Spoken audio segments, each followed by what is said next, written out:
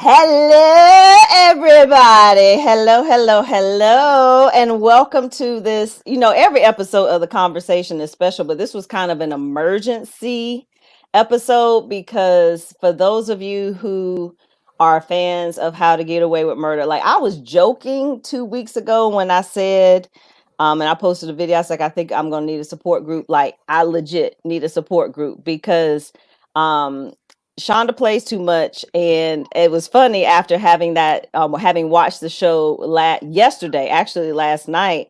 I reached out to my co-host and I reached out to some folks on social media and was like, "Listen, we need to talk about this for real because what we're not going to do is go through these last 2 weeks in trauma because we're going through enough already, and so we're just not going to do that." So first of all, welcome, of course, to the conversation where, of course, we're going to talk about it. So this is going to be a little bit of a different format. We have a fabulous, fantastic co-host that I get to introduce, and we're going to kind of talk about what's been happening with the show. And then as our guests pop in, we'll pop them up on the screen.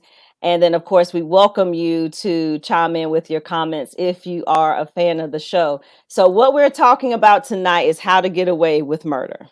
And we're talking about the final episodes.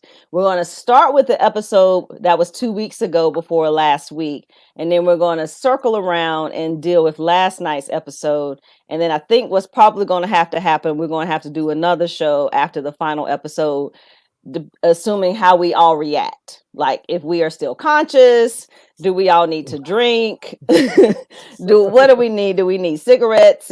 Even though we don't smoke, it just depends on what it is. So I decided to do something a little different with this one. So I decided that it was so incredibly important to have a co-host on this one because you can't really talk about a show unless you can talk about and vibe with someone who gets it on a big level, but also understands some of the nuances. So, of course, my background is that of an attorney. So when I first tuned into the show, I was just like, okay, that would never happen. Okay, she'd be disbarred. Why are the lights always off? Like, I have so many questions. And then as the show evolved and developed, it was like, okay, I get it because it's Shonda. That's just kind of what she does.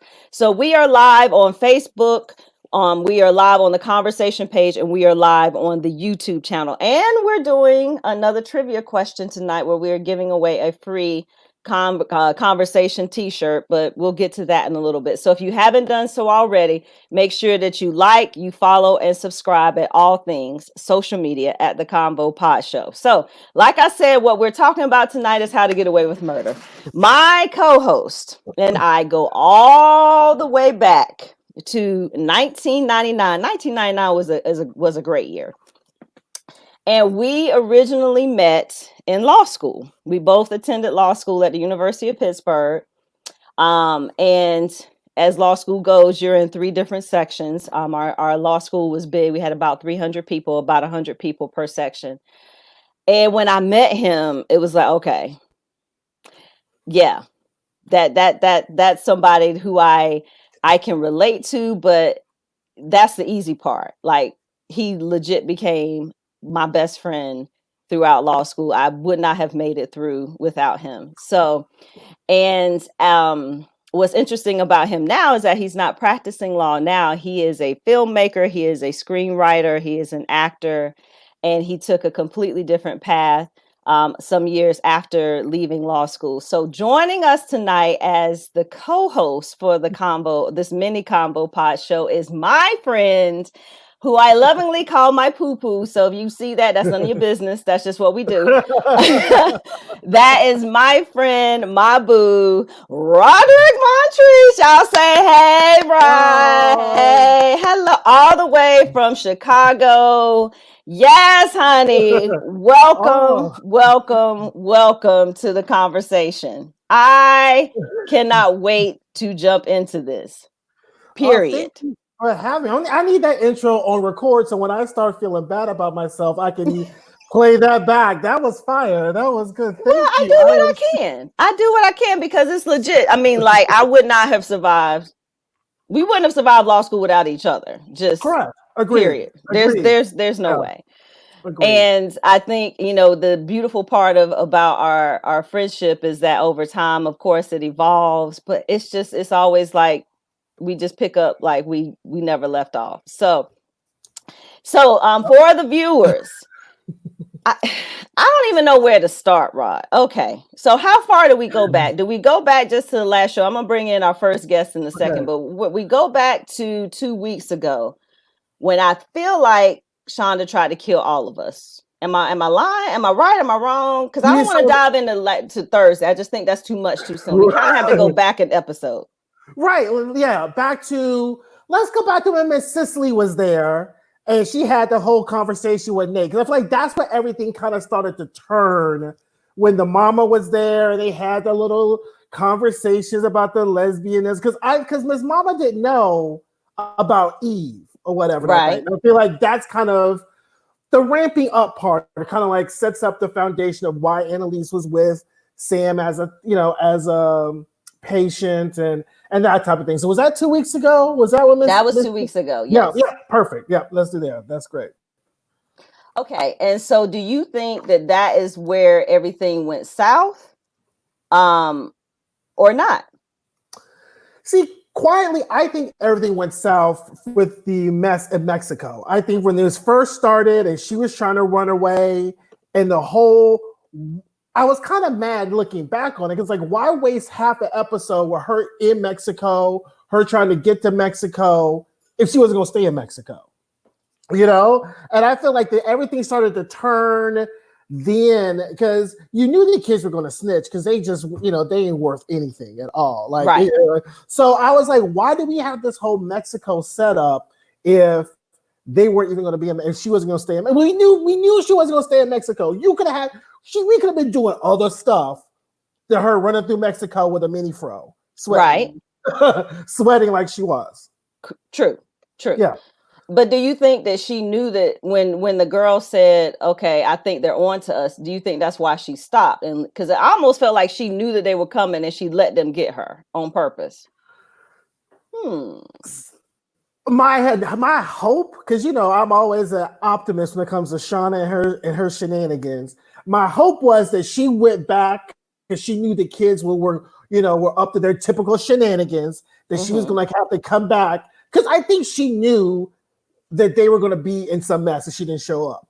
Because I think the one thing, the good thing about the show, and the one thing the show has taken out the equation, nobody's worried about how Annalise is going to get out of this. We already know she's going to get out of it. I think it's the journey that they're pretty much doing. So I think I think she went back for the kids. I don't think that she thought that she was going to get caught. I think she went back because once again, she really cares about, I'm just gonna call them the 4.5 drawers now at this point. The Keating, we'll call them the Keating 2.5 because Oliver thinks that he somehow got some say in stuff now too. So right, not so but that's much. A whole other. Not so much, but we'll get to that too because I got some smoke for Oliver too. So yeah.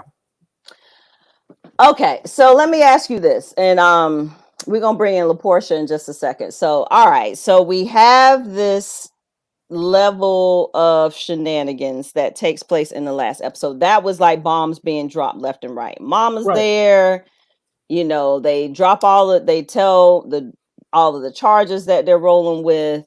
Annalise and Tegan have teamed up. The dude that she was messing with, he like somehow gets back or tries to get his foot in the door, which I thought was a little strange. We talked about offline the Game of Thrones. This whole Game of Thrones reference. I don't know if I should be concerned about that, but that's what it was. Right. And so here we are. And so, at that point we're all like, well, what's going on with Nate? Because now Nate's killed, old boy. He's like talking really deep voice, like what's going on with him? Like, why did he kill him? Okay, can we start there? And LaPortia, I see you in queue. I'm gonna bring you in a second. What in the world? Let's start with Nate. If there ever was somebody who was more deserving of the Tyra, we were rooting for you meme, it was Nate. Nate, we were rooting for you. Like, I can't even get my good Tyra screen with my good red wig on because Nate has just, he's not even like a fuck boy. Like, I'm like, what are you doing? Like, it has been shown, even when Annalise set him up for murder, it was proven that she had a plan with this. You ain't so good with the plans, Nate. Your plans always right. You just like you kill the DA just because. right, Okay, right. right. Plan it, and foresight ain't in your bag. So I'm just like, what are you doing? And then he has this fake moral high ground, and we were rooting for you when you and Annalise were having your salacious affair in season 1, and that was just giving us everything, like hashtag Black Love, yes. Wait, that was season 1. Then she was getting it in with him. She had to have sex with Nate from the whole beginning, up in the house, all up on the desk. And he, she's passing her information, and we like, fuck Sam, get with Nate. And now this is where we are. This is where you have brought us to, Nate. I was just like, oh. And then he just salty. And then when the mama was like, yeah, he ain't shit too, I was just like, yeah, you're right, Miss. You're right, Miss Cicely. So I mean, I hope this isn't with Nate and his whole plans, his whole end up helping Annalise, because he just ain't good with the plans. Plans ain't his thing. It's not his thing. We're gonna take a pause because we got to bring in our first guest. But before I bring her in, so did you watch from season 1, episode 1? Yes. Okay. What was your first impression when you first started watching?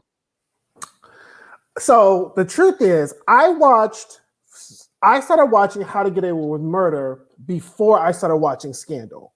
So because I have felt left out the Scandal mix. Mm-hmm. Because my TV time was just really when How to Get Away with Murder first came out, and as you know, for people, I don't watch a whole lot of legal shows. Like, as a recovering attorney, they just irk my nerves to my utter soul, because I have literally, there are tweets you can look at that I've been tweeting shows where like, nope, that's not realistic. Nope, there's no evidence for that. Where's the foundation for that, or whatever.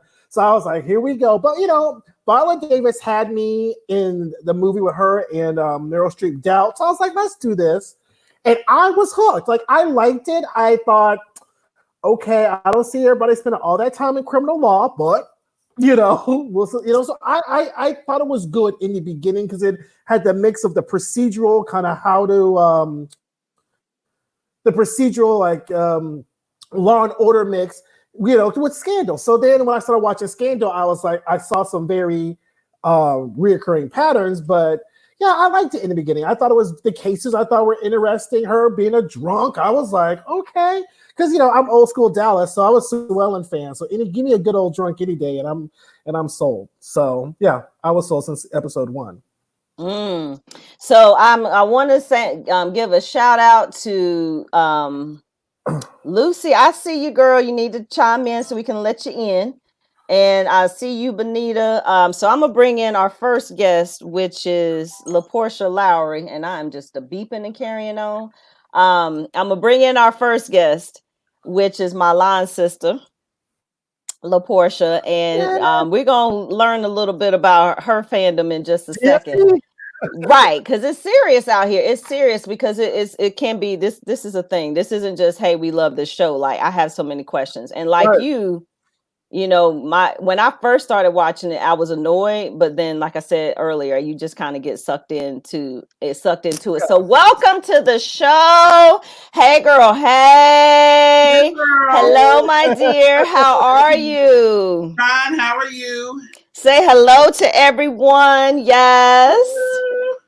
I'm in here in my home office, like Tasha Mack on The Game used to say, my home office.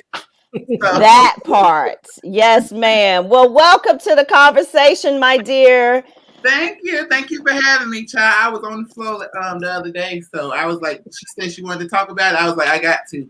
Right. You have to, because it's like all these kids Sam got. Okay, well, wait. We can't go that far first. We got to go back. Oh, I should have probably said this from the beginning. Spoiler alert. Oh yeah. Okay. We gotta talk about it if we're gonna talk about it. So. Right. Spoiler alert. If you haven't watched the last episode, just come back. Just watch the replay. All right. So, all right, LaPortia, when did you watch from episode 1 or did you get into it afterwards? I was a Scandal, wine in one hand, popcorn in the other, and then as soon as How to Get Away with Murder came on, it was like, okay, I'm gonna keep watching. And I just, because Viola Davis is one of my favorite actresses. They got Cicely Tyson on there, another one of my favorite. I'm like, this is a show for me, and she had me from the beginning. And I also have been rewatching seasons on Netflix, so yeah, I'm kind of like reliving stuff while I'm watching the current season. And it's like, oh, that makes sense now. So yeah, it's a lot of stuff. But I warn you, if you rewatch seasons, get your blood pressure medicine ready because it will make you mad at the kids even more every season you rewatch the stuff, because then you really see. But what you know now, you would get so mad if you're already in, because you like, she really ain't killed nobody. You know, right? They have all these charges on her, and she has done nothing. Like low key, she hasn't done anything. Nothing. Just been Captain Save-A-Ho the entire time. That part.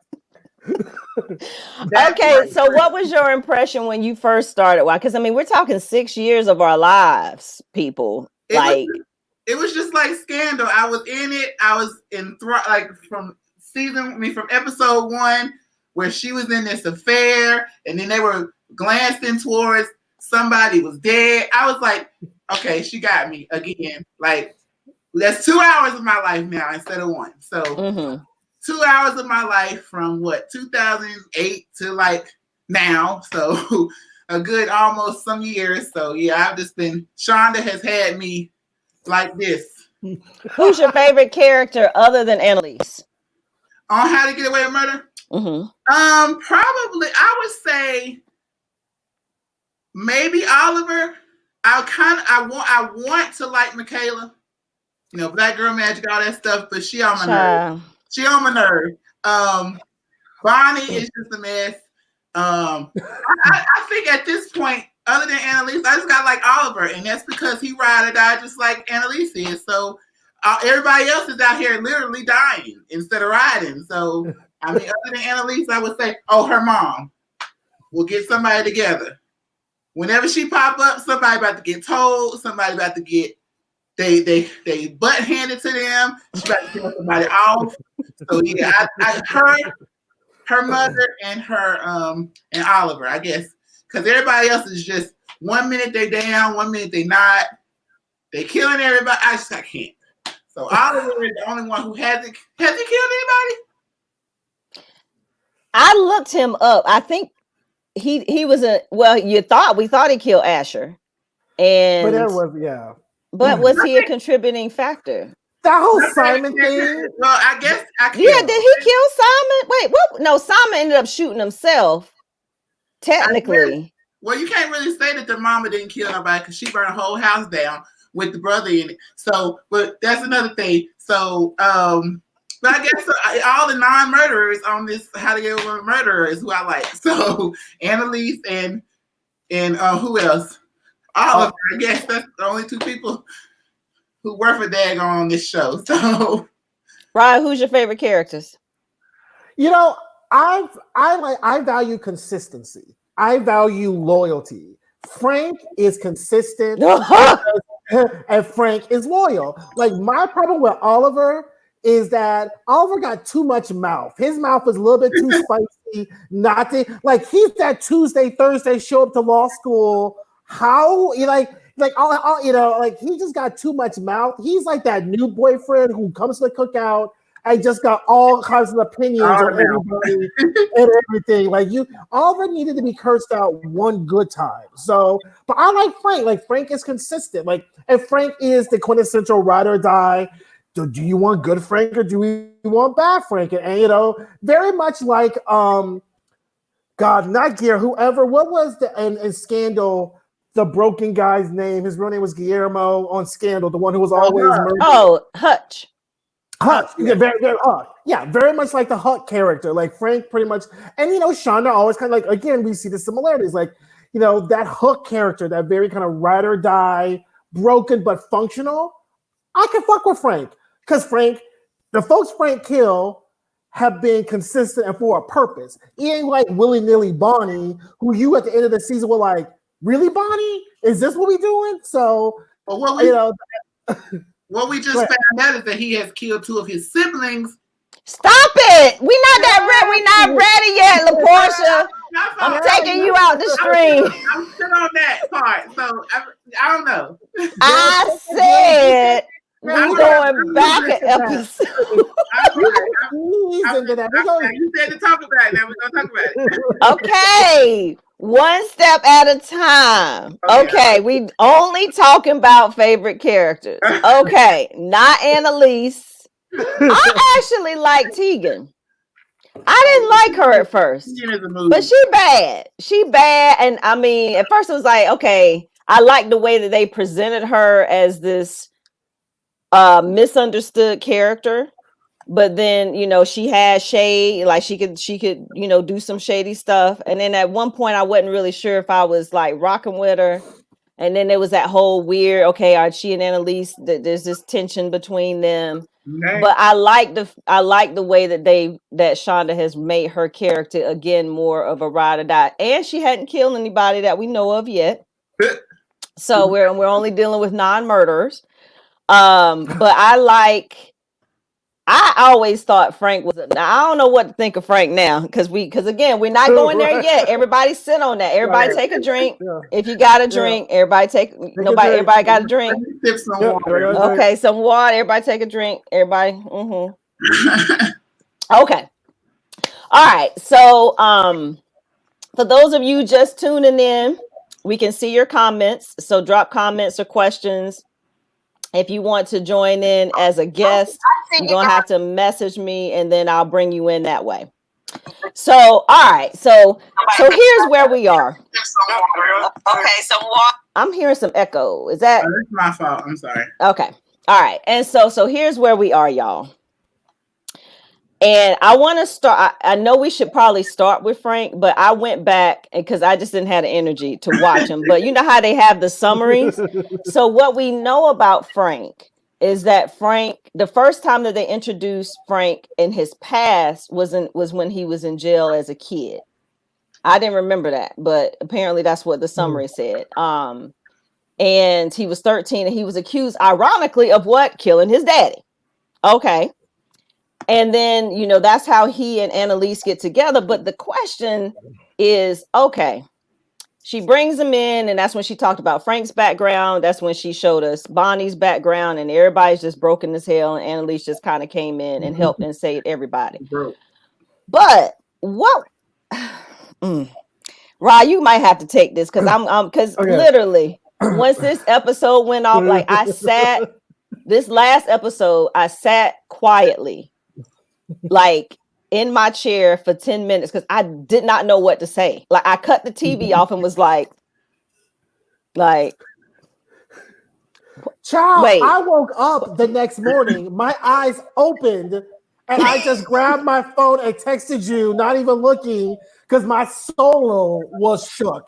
Like Magic looked at me like, what's wrong with you? I was like, we got to talk about this because that's how shooketh in the soul it was. But did you say shooketh? Did you make this biblical?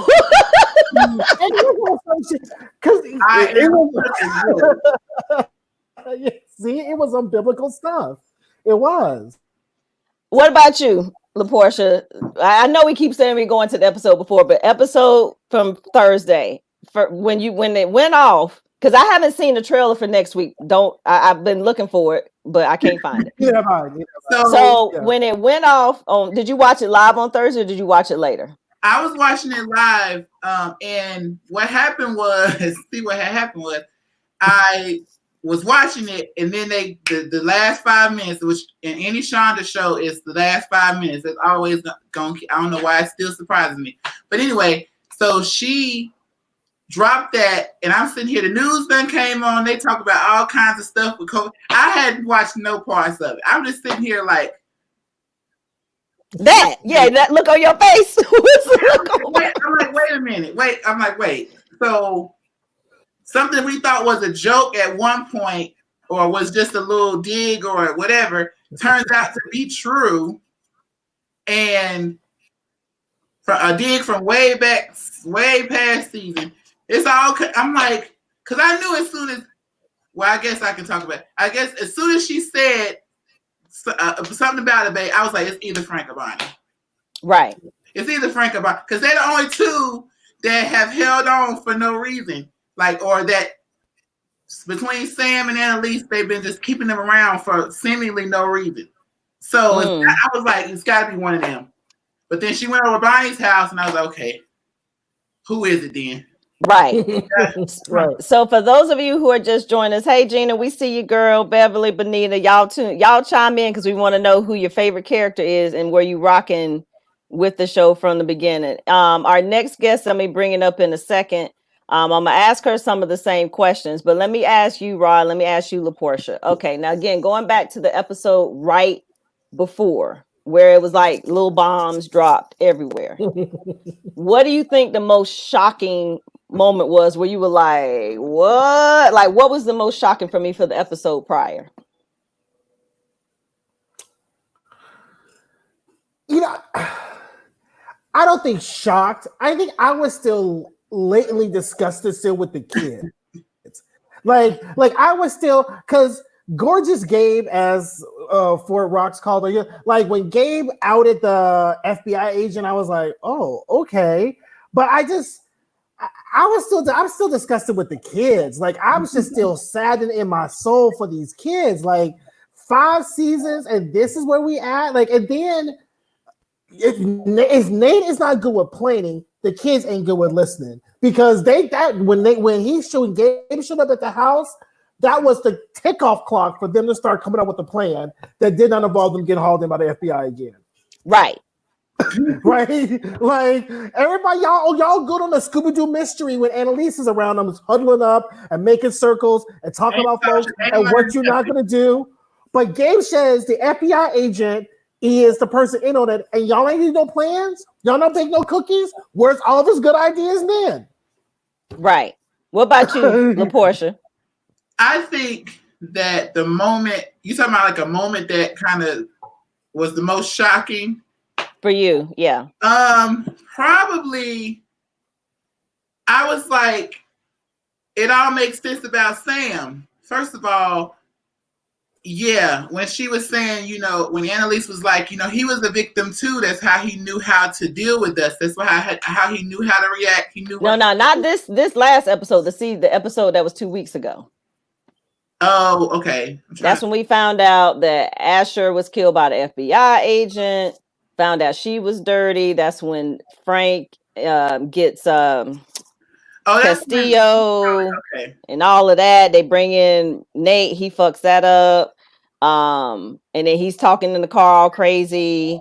That's when we obviously the kids get me, because like what Roderic said, like these fools have been either in her class or in the employment of this super lawyer who has literally from day one been telling them how to get away with murder, and somehow they're not getting away with it. Somehow they're doing everything they want to do or they can do to get caught. Like, how do y'all? So okay, I guess I'm trying to, because this was before the 2-week little break for no reason. That's why I can't remember. But I guess so. They just doing dumb stuff. Like they have not been learning since day one from Annalise, like how to dip and duck and dodge this stuff. Like, how do you guys see this stuff coming and already have plan A, B, C, D, X, Y, and Z? Like, thank you. She's been teaching y'all that from day one. Like, it's just, I don't know. That's I guess the most shocking thing before this past. It was like, how are y'all not learning from? And y'all supposedly graduates of law school now. Well, not so much for you now. Like, I can't. 2 words: Ronald Weasley. Does Keaton 5 is a whole bunch of Ronald Weasley. Who is Ronald Weasley? From Harry Potter. He was the low-level, C-level friend. These aren't no whole bunch of Hermiones. These are a bunch of C-level scoot on by friends. So they just a whole bunch of Ronald Weasleys. I mean, that's all they are. So we have no idea what you just said, but that's okay. But okay. All right. So for me, it was when they killed old boy Castillo, Xavier, when he killed Xavier. I'm like, dude, I just sat there like, what? What the hell? Like, why would you kill him? Yeah, it was like, and then you in the car like, I'm all brand new. Like, I got a plan. No, I got a plan. Yeah, I got a plan. And it's gonna be my plan. Well, I was like, okay, stop. All right. So our next guest is one of my favorite sorors. And she was actually chiming in on YouTube, but she's going to join us live because I know she got a lot to say too. Where you at, sis? I see you, girl. I see you. Y'all welcome Lucy to the show. Hey, girl. Hey, girl. So, all right, Lucy. Child. Okay, 2 questions out the gate. When did you first start watching the show? Were you watching it from day one, or did you binge watch and get involved? Who's your favorite character that hasn't killed someone? Okay. So episode 1, I was in day 1. Okay. And my favorite character, I would say, and I know this is probably cliche, but it's Annalise. You can't use her. You gotta pick somebody, because we said so. We made the rule up before you got in. Okay, go ahead. Oh. Well, who did Annalise? I'm trying to remember because it's been so much. Who did she actually kill? Nobody. Annalise ain't killed nobody. She don't have nobody. She ain't never killed nobody. She has nobody. Like nothing. So I guess, you know who I kind of like though? I kind of like her mama because she's petty in a subtle kind of way, because I love when she went in on Nate. Yeah. I love her mama because she kind of comes in kind of like a sneak attack. You don't even see her coming. So yeah, the mama is kind of like, we think about all the characters, I kind of love how she comes in and kind of pulls Annalise in, and she's the only person that can really break her and make her do something that nobody else can. Very true. Very true. Okay. And so we're going to circle on the last episode, and I know, because you're right, LaPortia, it was 2 weeks ago. You got to be like, wait a minute, what in the world? The 2 week ago episode when she like dropped like 5 grenades and was like, all right, now y'all got to wait 2 weeks. What moment sticks out for you on that before we jump into the most current episode? So are you speaking of when they were in Mexico? Yeah, that was before. That's when she got picked up, comes back. Kids admit that they're the snitches. Nate kills Castillo. All that episode. I think I was really irritated with Michaela and company, because that's what I'm gonna call them, Michaela and company, because Annalise went to Mexico, but they didn't know where she was. But they had been with this lady all these years in law school, and they had to know that she was going to come back. And then I'm really suspicious because Michaela's dad ratted on Annalise. Why? Right. There's something that's going to come out of that. And I can't figure out what it is yet, because I'm having a hard time believing that Michaela's mom is who they say she is. Because remember, Michaela's dad and Annalise had an affair. And I've always believed that Michaela was Annalise's daughter. That part.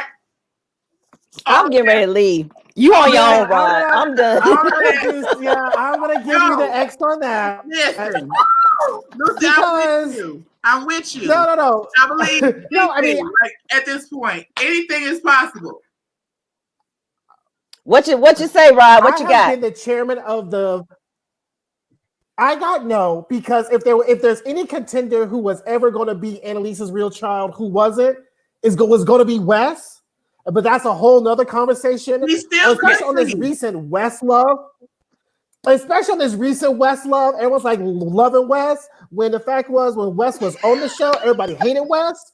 So let me just be clear. Everybody was talking mad trash about Wes. Wes complained the whole time. He almost ratted them out every time. Him and Connor were getting into it all the time. But now that Wes is dead, everybody misses Wes. Wes is not dead. He ain't dead. They showed him at the end, rolling up at the funeral, like, yo, I'm about to get a eulogy. Can I spoil this for y'all now? That was Annalise's. If you remember at the beginning of last season when she was in rehab and they had the whole create your funeral, so you were putting things to death. Yeah. That was that. So in her mind, because Wes has always been such a near and dear person, because we know why, Wes would show up at her funeral. Wes is dead, y'all. He ain't dead. He ain't dead. Wes is dead. Wes ain't dead, damn it. Wes is with what you call it, and they baby. That's where he is at. But can I please say this? I know, Yolanda, you said you didn't watch it, but do you realize on the spoiler alert for next week that what's the old girl's name that left? With the baby? Laurel. Laurel's coming back. Of course she will come back. Well, she got to come back. Yeah, she's coming back. She's coming back to testify. But let's be clear.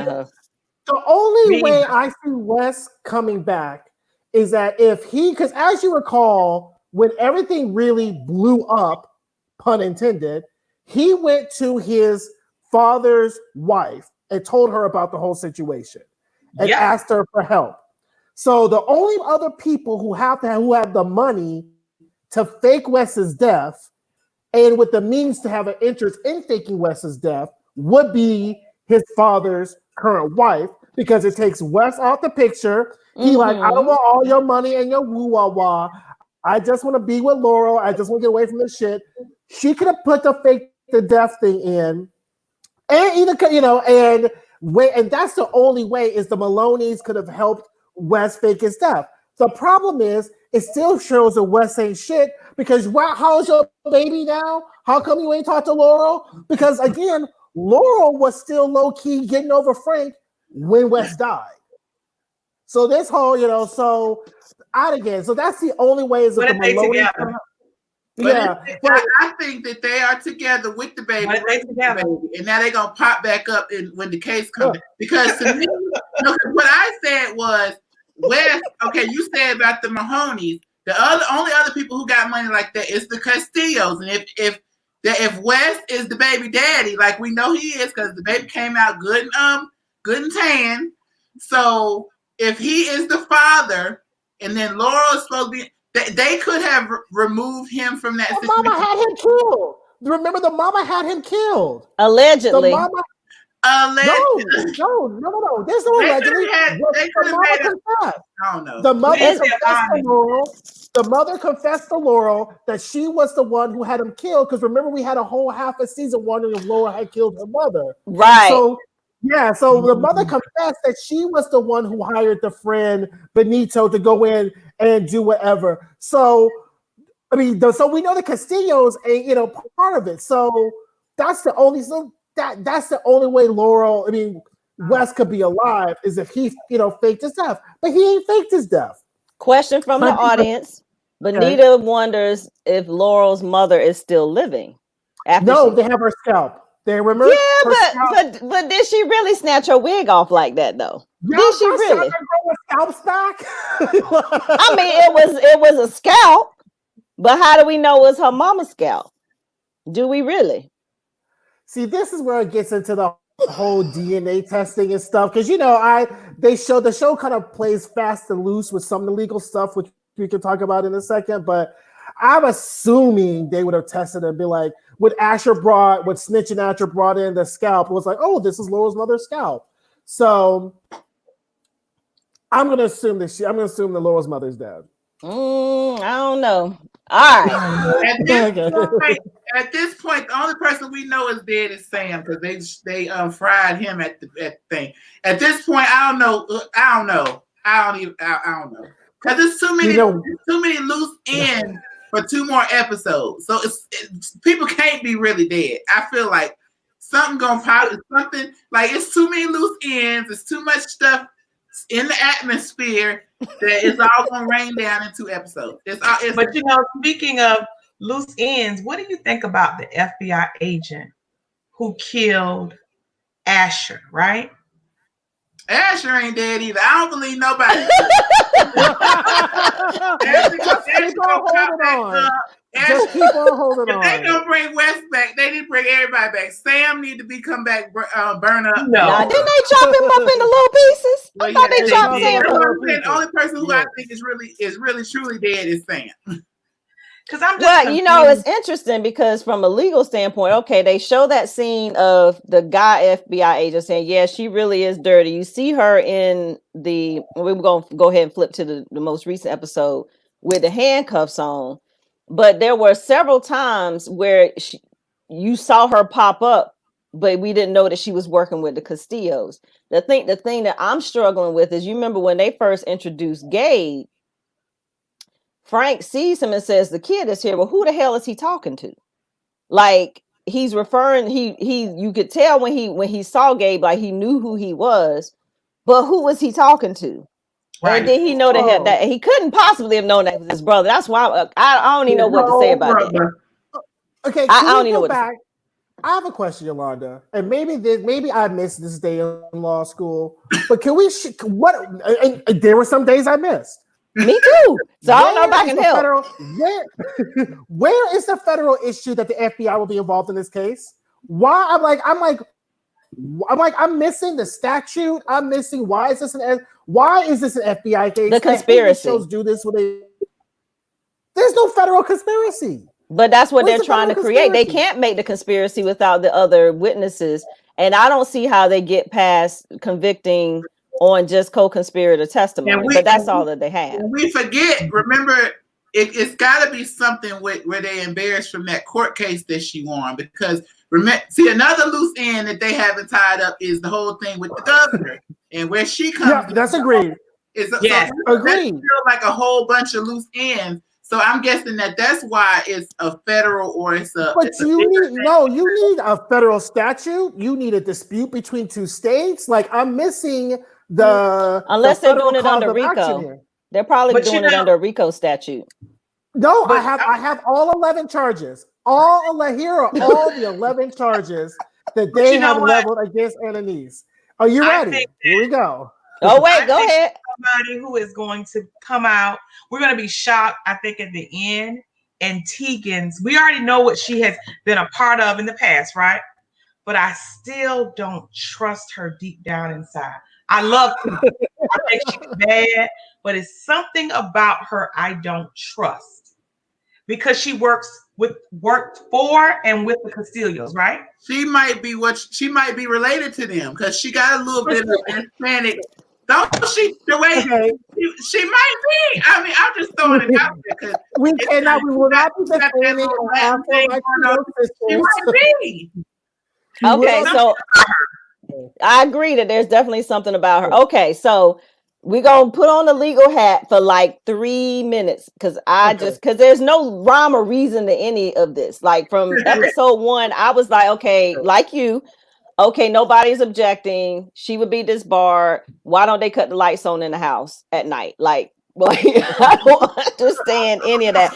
They were in the dark all the time. Like, y'all don't cut the lights on? You know, my house is dark too. I don't own stock in a power company. So, we got not that damn dark, Rod. Like, ain't nobody there's never a light on. Like an overhead light, like regular people lights. Anyway, whatever. All right. 11 charges. You got them? Go. I got them. Okay. First, now we'll do the first 7 and then the last 3. So, conspiracy to murder D.A. Miller, victim intimidation of Simon Drake, unauthorized intoxication of Catherine Hapstall, murder of ADA Emily Sinclair, Caleb Sinclair, the death of Rebecca Sutter, the murder of Sam Keaton, and then they have the conspiracy charge, the aiding and abetting charge, and the evidence tampering charge. Shout out to Janae, our other law school buddy who's on. Is that Janae? My bad. Yeah. I didn't even realize. My bad, sis. I messed around to call you Gina. Sorry, sis. I see you. So what we know, just from a technical legal standpoint, is that most states, like Pennsylvania, which occurs in Philadelphia, has eliminated the aiding and abetting, and we have conspiracy. So that's what conspiracy is a better charge than the aiding and abetting. So my problem is, and this is my problem with the last episode, of all those charges, the fact that Sam had a baby with Hannah don't get her off none of those charges. None of those are material to any of the charges that they have, and none of those are federal charges. I missed the federal charge. There's no, I missed it. I mean, did I miss the section USC code that they cited? These They are ain't all citing that.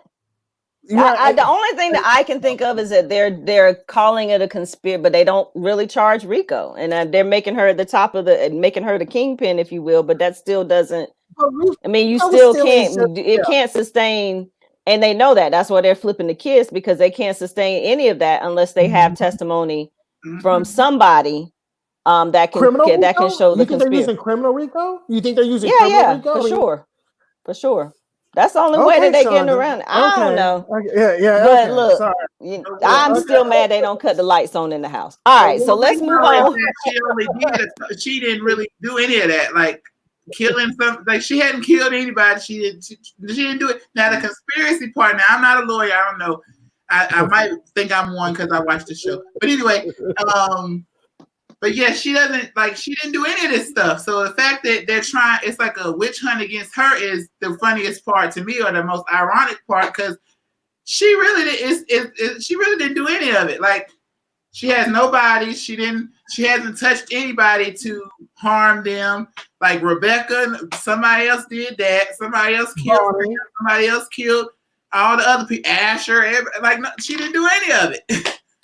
But they try to her. That's why, because it's the show and she's the main character. But I don't understand that either from an outside. It's a conspiracy. I mean, they are trying to get her with the conspiracy. But the problem is that Annalise was lying on the floor bleeding when the ADA was killed. Because remember, that's when Wes shot her, Christoph, and then Asher had already. Which, by the way, is the best moment from that show. If you want to say what is the best moment from that show, that Christoph moment was the best. We'll be like, who the hell is Christoph? Right. The flashback with Eve, our second number 2 ride or die, with the little boy. I was like, this better not be her baby that she done sold off to somebody. But that moment in the show, I think, was the best moment. But all these are the only thing that she was involved with. The Simon Drake, that was more Michaela, but she knew about it. The Hapsall stuff, I think that's carved off because they were her clients and they died by the. So again, I know, but I think this is again why I don't watch a whole lot of legal shows, because I just be like, how she still got her law license? They would have been disbar her, but anyway. Right. Okay, so all right, y'all. Let's fast forward to this last episode. Again, spoiler alert. If you are just joining us, it's spoiler alert. Go ahead and watch it. Don't watch this. Don't do it until you've seen the show. All right. Obviously, the show is called What If Sam's Not the Bad Guy? And the irony is, well, is he really or is he not? So his sister, somebody else start. I don't even know where to start. I don't even know. So we set up with, what if Sam's not the bad guy? Vivian, who I've kind of had a problem. I mean, I like the fact of showing 2 dark-skinned Black women on television. I don't like when her and Annalise are going back and forth at each other. But Vivian has always been problematic because she's always just kind of brought too much smoke every time she's on the scene with Annalise. For a man that left you with the baby, either get over it or just stay mad about it. Like, she's too much always bounce back with it for me, just, for my own personal taste. So Vivian says, we have a revelation. You don't know about him and Hannah. And then we go into our flashback of Sam's visit with Hannah, which, by the way, haven't watched it, my reaction would be the same thing to Annalise. Bitch, just don't tell me nothing more about the story. You just want to try to low-key one up me because you say you fucked my husband while he came to visit you. So I don't know. So, right. I would have thrown her out the house then. Should have been at the house at the period of that story. Would have been like, get your stuff, get on out, because you ain't helping. No, you ain't helping Scooby-Doo mystery at all. So. But what was interesting to me, though? The fact that Annalise knew this. She had an inkling, a thought. Because remember when they flashed back to her confronting the sister, and she felt that way anyway when they were married, especially when she had lost the baby when they did the flashback. And it's just like you stayed in that, knowing that. But I guess she probably felt sorry for him because what he had gone through with his parents. She didn't know. I don't think she felt sorry. I think the loss of the child was such a huge monument in their relationship. I mean, it's what drove him back to Vivian, is what ended up with him with the college girl, the initial girl, with the affair, his whole wanting to have a child, which, by the way, Sam is a viral motherfucker. How many kids he done spawned off on the show. Sam is kind of viral, I guess, but that's okay. But I think it was just such a monument in their relationship. They just always tethered them, that type of loss. But, that's just my thoughts. So do you think then, okay, so obviously the big thing is, okay, Frank's daddy is Sam. Okay. Now the question is, and Benita has a good question. I'm going to pose it in just a second. But did Frank know? Did Sam know? Let's start with, did Sam know that Frank was his kid? Had to. Absolutely. Because that's the only reason he kept him around. That's the only reason that he had her hire him, kept him around after all this stuff. Because I've always wondered why he would keep Frank around, knowing that he's the reason why his child is killed his brother. Killed the brother. Right. Let's talk about it. So that part right there has always not sat well with me, because I'm like, if you so hell bent on having a child and your child is gone, why would you keep this person around? It never occurred to me that, because I already have one. But to me, that never said. I'm like, why would he not just demand or strongly suggest that she fire Frank, or just tell her he's the reason why we lost this child? Like something, but that it all makes sense now. Like when that last 2 seconds, she was like, Frank, and it was like, oh, well, that explains why he didn't do this. He did do this. Why he did it. Like, it explains a lot. And I was like, really? I was like, that explains so much. But does Frank know that Sam his daddy, his real daddy? I think he does. No, I don't think so. No, I don't think Frank does. I don't, because he would remember. Yeah. It's the Aunt Bev and the Master Choli and all those things he had, Laurel. If he knew, he wouldn't have never killed old girl who was pregnant with Frank's first kid, with Frank's other kid. After killing one sibling, he wouldn't have choked out the mother of his nether sibling if he had known. Well, I guess, yeah. What you think, Lucy? You think Frank know? Remember, wasn't he about to kill Gabriel too?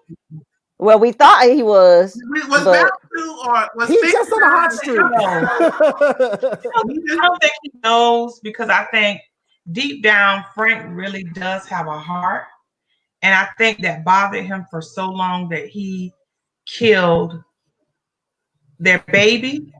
Because remember when they flashed back and he confronted Sam about it? I just don't think that he would have the heart to still be around Annalise, knowing that he did something like that. And remember how protective he was of Annalise, right? Mm-hmm. Well, that is his stepmama, but okay. Anyway, go ahead. I just don't think he could do it, knowing that he's, just kind of seeing him evolve from the beginning of the season to now. I just don't think he knew. I don't think he knows. Well, yeah. And it's going to be really weird. How are they going to tell us in 2 episodes? I don't know. Can we have 2 hours? I don't know. We may get the last one might be a good 2 hours. 3. It might be 17. Careful. Yeah. This is over. Okay. I don't know. I'm not going to give it that. Well, we're gonna have to do it. We're gonna have to do another live after the final, like at 11:15. Because we gonna ain't nobody gonna be able to sleep. Ain't nobody gonna be able to sleep. Who going to sleep? Several episodes. I had to be able to sleep afterwards. Several episodes. One in particular, now that you mention it, I remember being distraught with what happened to Wes. Like I remember I was like, I might have been in mourning or something because I don't know. It was just that happening, and like that whole season, we trying to figure out who was dead, and like the last person who I thought would ever be dead was dead. I'm like, she really put us through all of this, like going back and finding out about the mama, what happened to the mama, and the whole back. I'm like, and then she just gonna kill him. But you know what? Remember when Wes was on Good Morning America after he got killed, like he was on the live Good Morning America. They did the interview and they asked him, how did you feel about it? He said, well, he didn't have any idea until, he got the script and everybody was so shocking. He just enjoyed his time. And they said, well, what do you think's going to happen next? He says, well, I don't know. We'll see. Something may come up. Who knows? Wes may be back. And when he said that, I was just like, And now that they're bringing, look at Roger. Y'all gonna hold that West torch up for forever. First of all, trying to hold up the torch because she popped him up. The first episode, here he come walking down the thing to the fifth. What? But y'all didn't like Wes. Wes was problematic. You're right. Not even like Wes. We really didn't like Wes for a while. You're right. Can nobody stand Wes at some point? Oh, fun fact. And Lucy, you can't answer this unless you've actually seen him. Who knew that Wes was really from where? Where's Wes? He's from the United Kingdom because he's in Harry Potter. That was easy because it blew my mind. I had no idea. I heard him talk. I was like, oh, yeah. Who is this man? Like, he has a strong, fun fact, strong British accent. Who knew? Okay, Benita has a question. Harry Potter fans. Okay, go ahead. Benita has a question. Oh, this is a good one. So we're going to have to go back. I think this may be season 2. Who was the eggs person that Rebecca was texting before she got killed? The foster brother. Really? The foster brother. Remember that the one that first of all, let's talk about how Michaela, they done threw Michaela to everybody for some reason.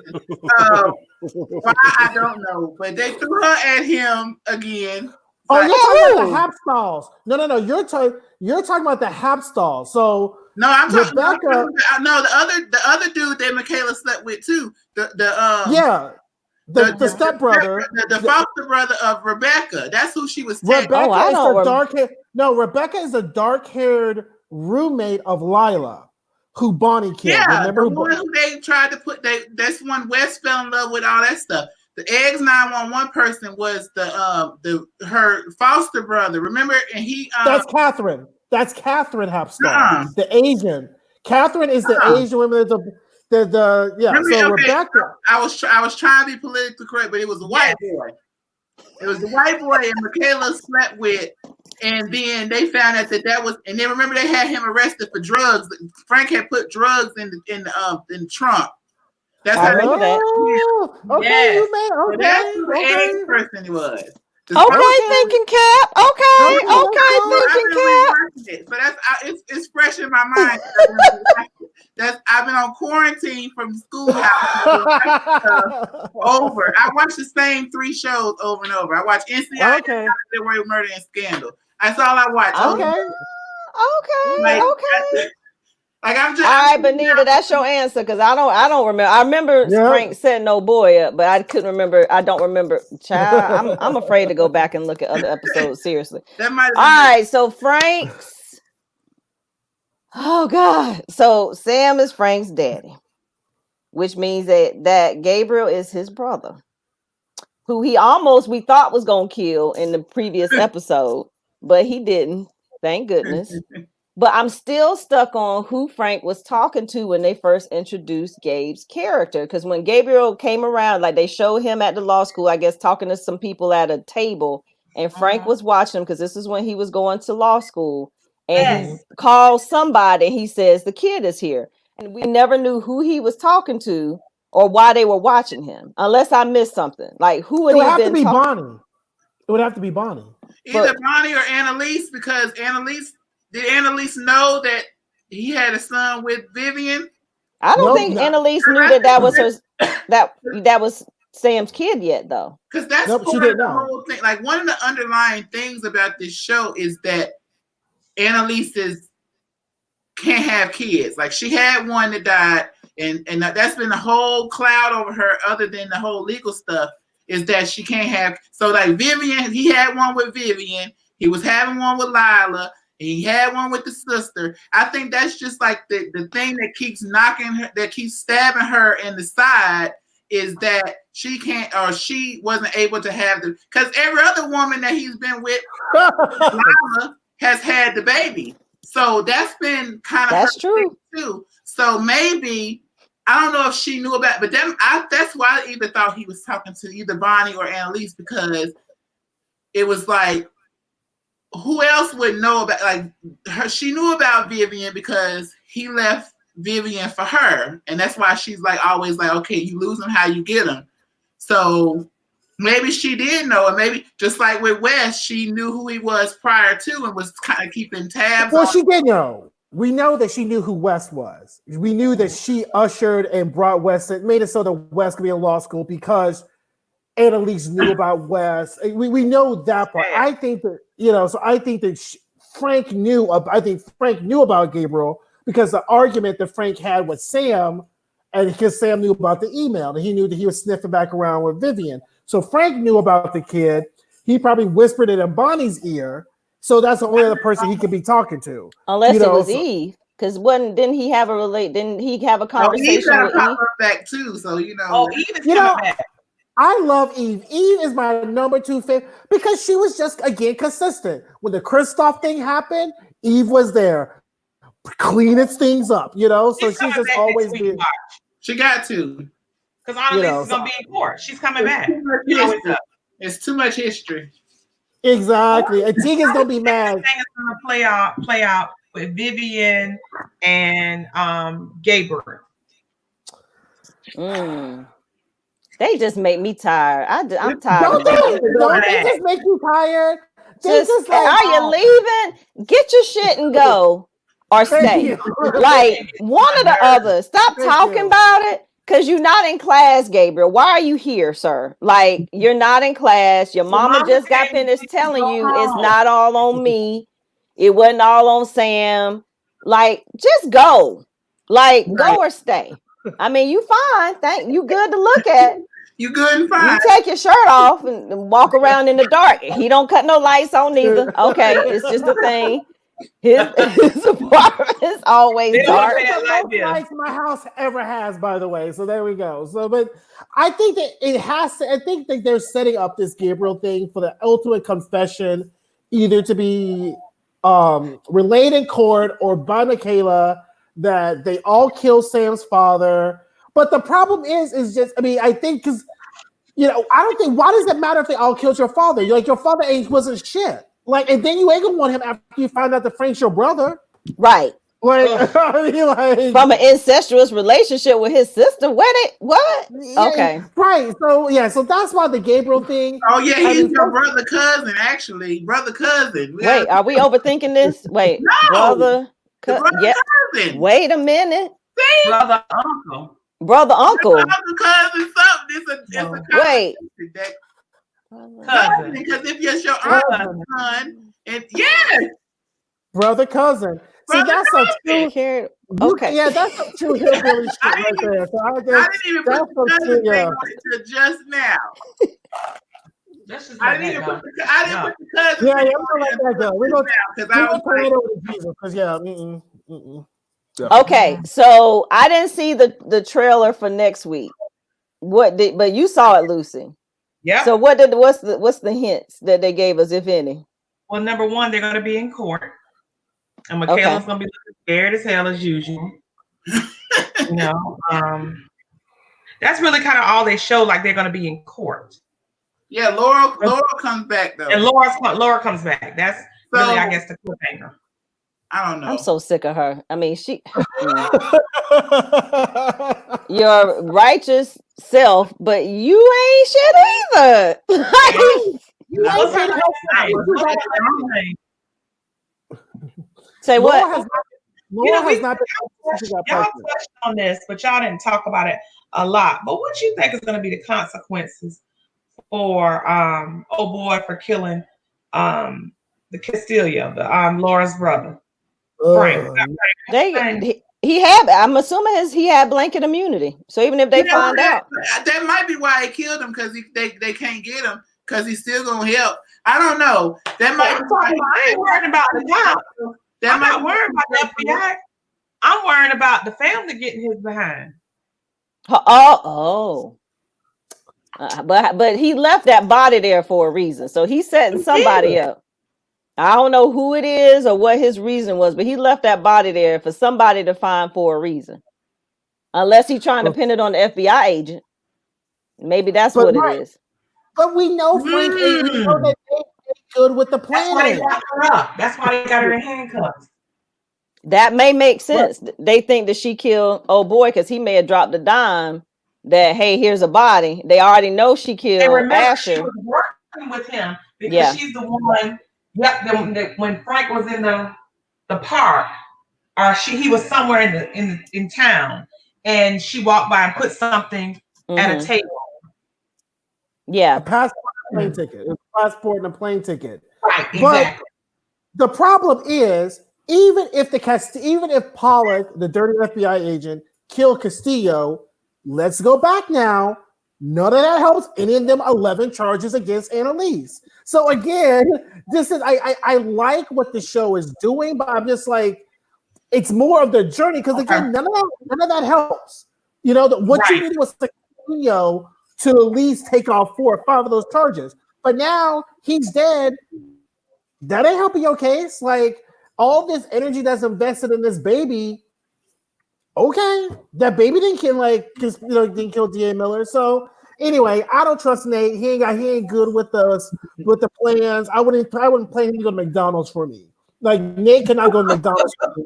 So that's how good with the plans Nate is. So like, you couldn't, because he didn't even bring back ketchup. That's how bad at plans Nate is. So here we go. Okay, so what are our predictions for next week? I don't even know what the hell. I can't. I think Frank finds out that Sam's his dad next week. They have to drop that bomb next week. Now, what he does with that, I don't know. I think Nate was probably trying to set up the FBI agent for leaving Castillo's body there. I really think that's because you remember he admits that she was the person that was the connect. And remember, he was in the car with Frank and said that it wasn't the Castillos. He was saying it was the governor. So he lies to Frank and says, oh, it really was a governor. No, it wasn't. It was the Castillos. So I don't know. I think that's probably she doesn't really matter anymore anyway. But I want to know what's in that new immunity deal. So both of them fools signed it and they got to lie about every damn thing. Everything. Like, how many lies you gonna take and don't burst into flames on the stand? And Michaela, you killed Sam. Let's be clear. Say what? Michaela, you killed Sam. Let's be clear. Right. She the one threw him off the railing. To be honest. Hello. No, she the one threw him off the railing, and didn't Wes hit him with the thing. But anyway, so that I don't know. Well, yeah, she started it, but then he woke up and was coming for her, and then that's when Wes beat him with the trophy. And then they chop them up into little bits in the bonfire, and it just went south. Right. So, okay. I said, South is an understatement. It's like Antarctica South. Like, that's how South. That's how South things went. So, do you think Annalise is really a tragic character? This has been my problem with the show, and this is like a Shonda symptom. Assuming that, of course, Annalise is the protagonist of How to Get Away with Murder, and this story and this show has been about her journey, who is the antagonist? Up until about season 4, it was Annalise herself. She was her own greatest enemy, making the bad decisions, the drinking, the not caring about the kids over the cases. And I thought that was a very interesting journey. Like, why didn't you tell everybody about Kristoff? Why did these were all, but then when they did the whole Castillos, they made the Castillos into the antagonists. very much like the way Shonda did the B613 and Scandal, and that's when everything went off the rails, in my opinion. No offense, Shonda. Right. There was when they made the B613 thing, and so I think that Annalise Keating is a tragic hero, though, who's unwilling to really get to know herself, to trust herself, to really to love anyone else, and then the people she loves ends up betraying her, literally, to her husband, them ungrateful ass kids, fucking Nate, like the whole thing. So and it's a great thing. I just don't like the introduction of the Castillos as the main antagonist because I thought there was more road to be had with Annalise being her own worst enemy. So, Rod, I'm asking you this from the perspective of being a writer and writing screenplays. Though, what do you think one of the biggest things has been problematic aside from that, as far as problematic as far as the writing is concerned? Because obviously, it's like all over the place every week. Right. So I would say, like, I use Scandal as like kind of like the baseline, right? So one of the things I didn't like about Scandal was the long monologues that Papa Pope had. And kind of like at any show, when you have like this really huge, really bad guy, right? You always have to have a countervailing good person. And that was the problem with Scandal. You had Papa Pope who was just running around, messing around people's lives, and then you had nobody who's able to stop them. And in How to Get Away with a Murder, you have the inverse, right? So you have Annalise, who's always going to be the character who knows how to save the day at the end, but who's really creating these problems? Like, they don't really flush out that the problem is either a misjudgment of Annalise or by an external force. So they introduced the Castillos. So that was again saying, I don't like the fact that they introduced the Castillos because it's an easy villain, a very easy villain to have. Because if the Castillos were so problematic, she should have known about the Castillos and got rid of her the day her and Tegan started talking.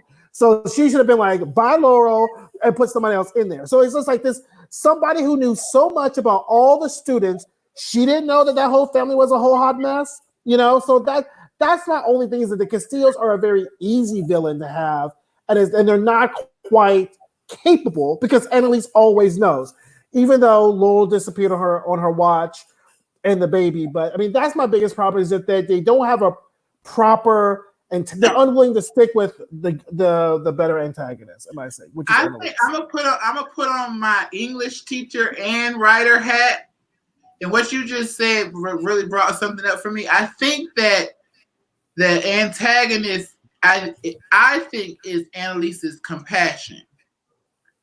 Her tragic flaw is that she cares too much, because for me, I wouldn't even marry Sam. That might have been a little, I'm with my little therapist, that might have been a little fling. And then in that, if she had ended that, none of this would have happened. But let's go back. Just hold on, just to interrupt. Remember, she's seeing Sam because she is questioning her sexuality. So if the sure enough way for her not to be a lesbian is for her to marry Sam, Sam is the easiest solution to that lesbian problem. No, what I'm saying is that I don't think it's a character who is the antagonist. I think it's Annalise's compassion, because in that instance, her having compassion and love for a woman is what leads to her going to see Sam, and that leads it's a domino effect or a snowball effect. So I feel like just her compassion based off of what happened to her in her past, like, she really shouldn't F with anybody, to be honest. Just all the stuff that has happened to her in her past with her father, and even with her mother and some of her siblings and people like that. I just think that really she holds on to people, Bonnie, Frank, even Nate, even the kids. Like, her compassion is what is her downfall, because I would have forget what Sam say, when he started screwing my other associates, I would have fired Frank.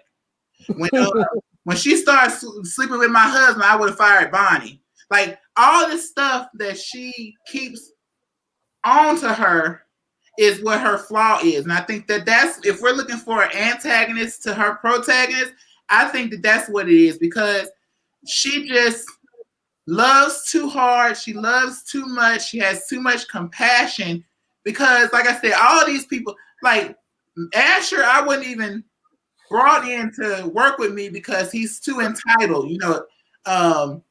Even Connor, he came from an okay family. He's gay or whatever. You have to have that for, to include everybody. I guess that might have been part of it, but just even with those kids that she selected, there was reasons why she picked each one of them. And it's like that. I think that would be, if we're looking for a antagonist to her protagonist, if we're talking about characters and stuff like that, or writing, I think that is what kills her every time. Not literally yet, maybe we don't know yet, but I think that's what kills her. Like, she has too much compassion, she cares too much. Even if everything is telling her drop them, she should have been dropped these kids and left them to figure themselves out. But because she has that compassion, she's like, okay, well, now I got to help them because they don't know what they're doing. They don't know what to do. I'm like, my husband. And they're her kids because she doesn't have anyone else to protect. Last question that we have from Verbena. What's the real deal with Bonnie and Annalise's relationship? They seem so strained.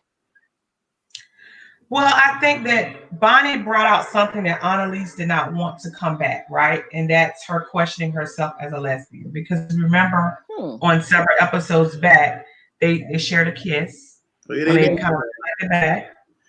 Okay. And so I think that Bonnie brings out something that Annalise, like I said, doesn't want to come out. And I still think she feels a sense of protection for Bonnie. Because remember, Bonnie was Sam's client, right?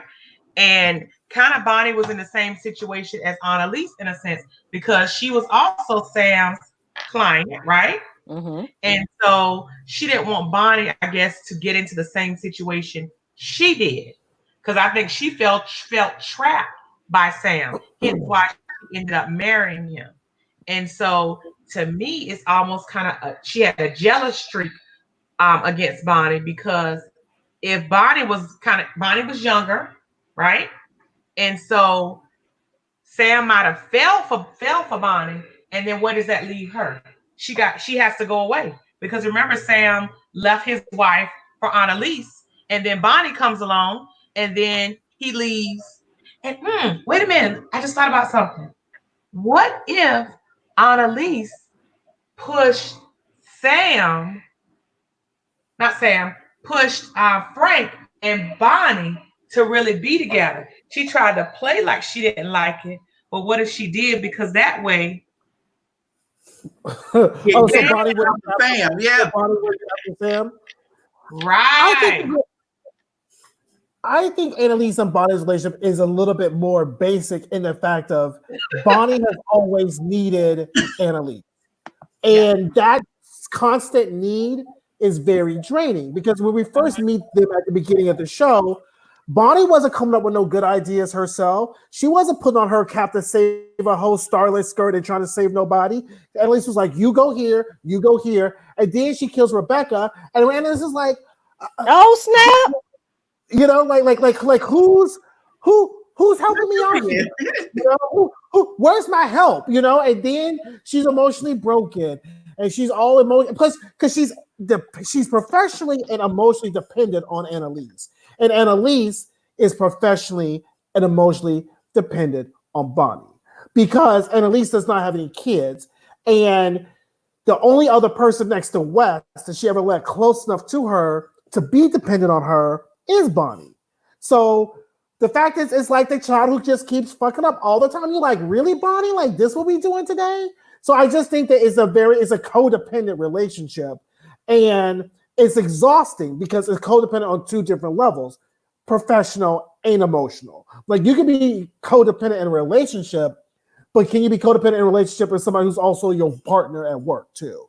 That's just a very exhausting cycle. So I think that's the problem with Bonnie and Annalise. I never got the whole lesbian vibe, but I just think Bonnie's just needy, quite frankly. I just think she's just needy. I think, she just wants affection. She never got genuine love and affection.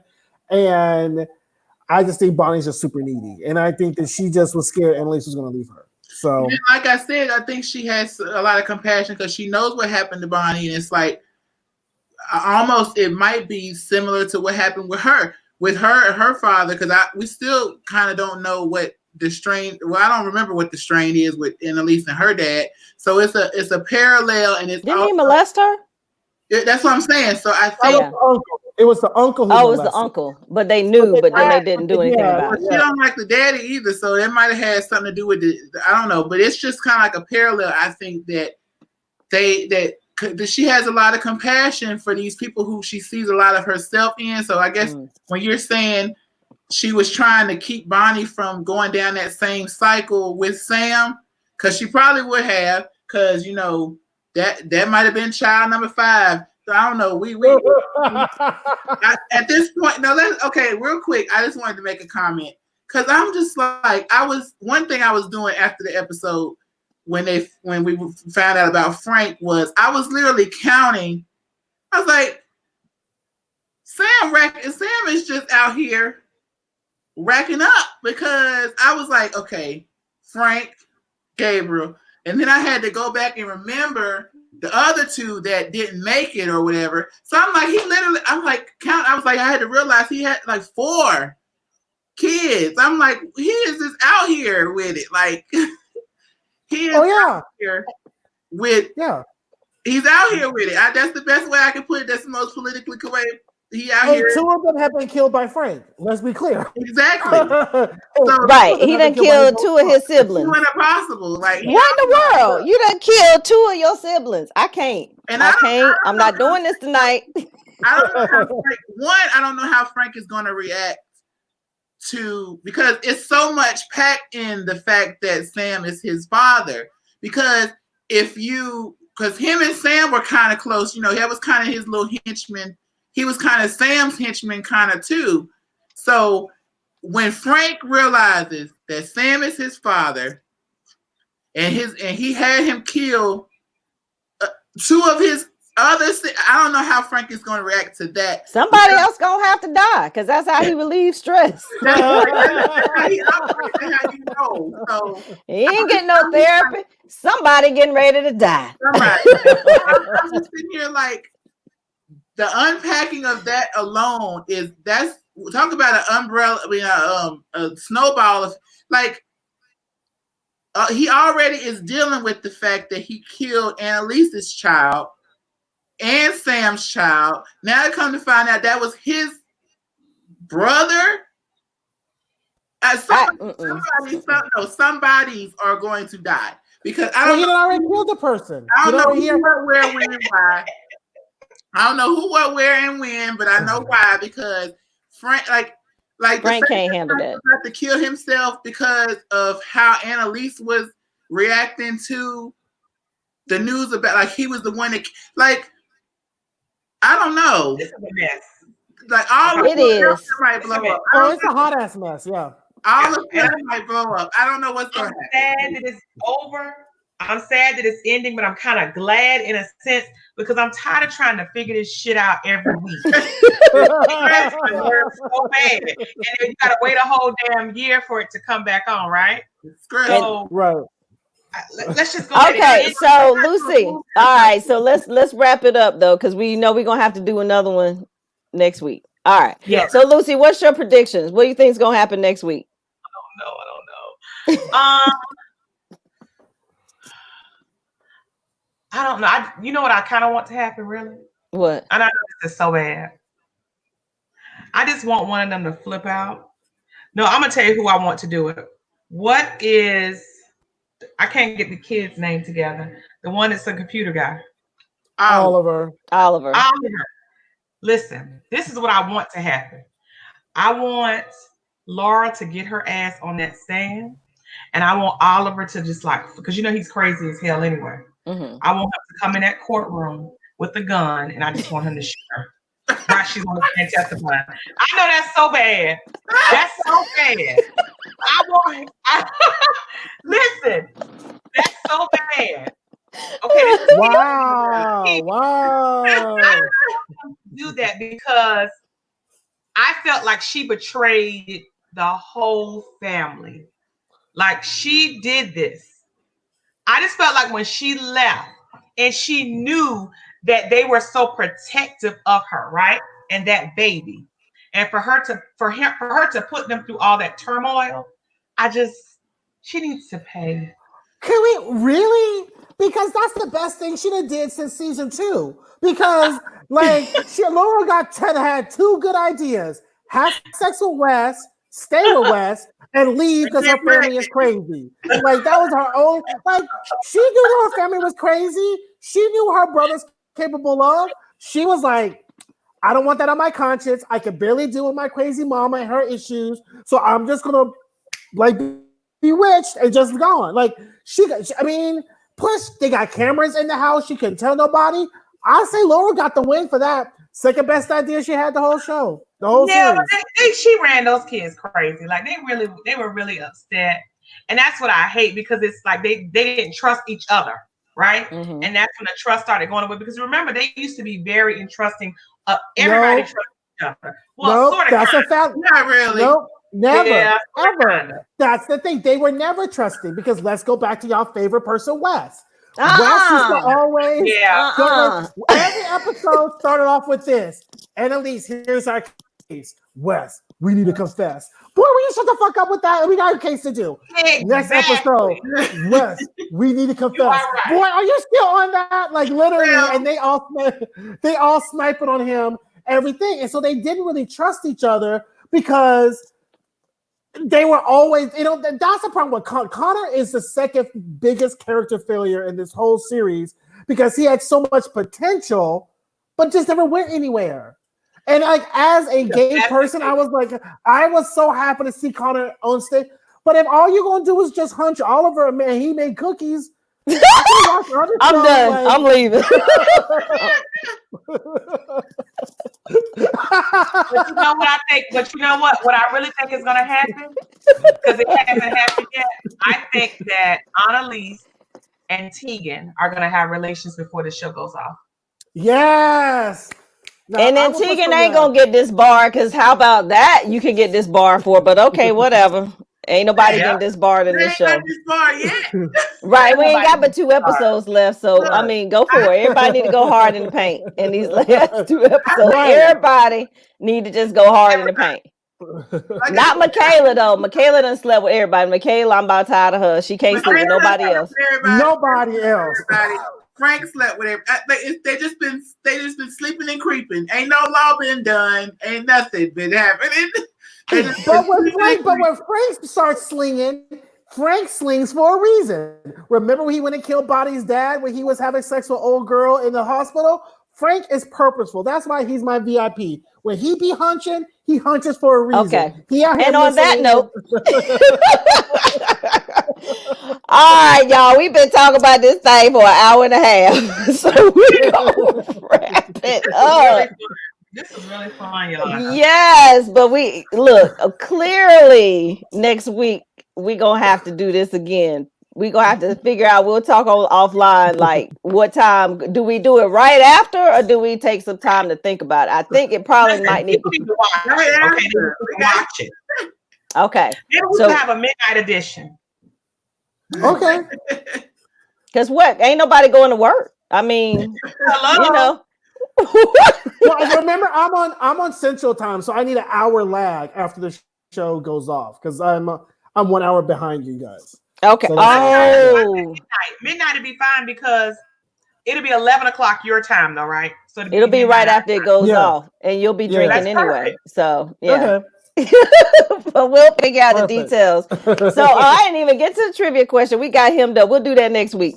All right, so thank you guys for joining. You were awesome. Well, we will have to do this next week. Everybody got to bring their favorite libation. I'm gonna bring popcorn, because we're gonna need popcorn and such. So for everybody tuning in, of course, make sure that you like, follow, and subscribe at All Things the Convo Pod Show. Definitely make sure that you tune in next Thursday. Our next full show will be with Churro Girl, she'll be doing our next conversation next Wednesday at 8:00. Gonna be talking about women in the media, and then we will be back next Thursday at midnight because we gonna be up. Y'all ain't got nothing else to do. And we'll be talking about the final episode. So make sure that you follow. Say It's what? more, I thought.